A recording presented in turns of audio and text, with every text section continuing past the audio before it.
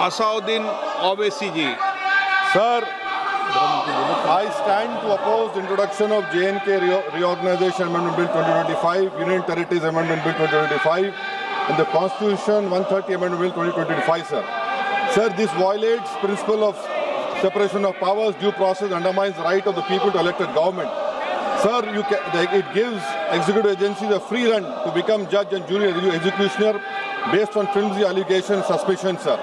Sir, only when an offence is proved beyond reasonable doubt, then only you can leave the post and the membership. But here a mere accusation, allegation, the punishment of losing one ministerial post will follow. Sir, Parliament democracy's chief ministers and ministers can only be removed through true means. First, executive prime minister can recommend their removal if the second council of ministers lose confidence of the legislature.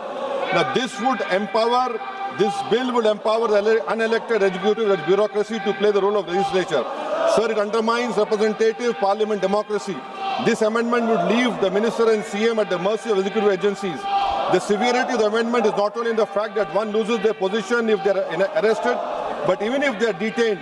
Detention and administrative action doesn't require an offence to be made.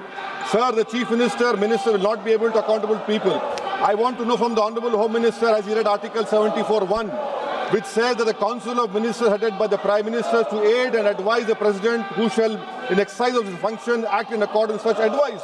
Now, this bill clearly violates 74(1). Sir, this is the 1933 Gestapo when Gestapo was found in Germany. This government is hell-bent on creating a police state. This will be a death knell and leash on elected government, sir. Indian Constitution is being amended to turn this country into a police state. BNS 152, the Home Minister promised in this House that sedition would not be used.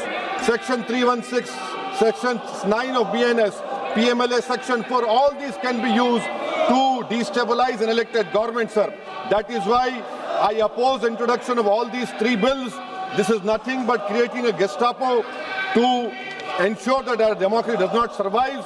And may I tell the Honourable Home Minister, despite his promise on BNS 152 has been used against a senior journalist, Siddharth Vardhan, Assam also. That is why I oppose this introduction of three bills, sir. Thank you.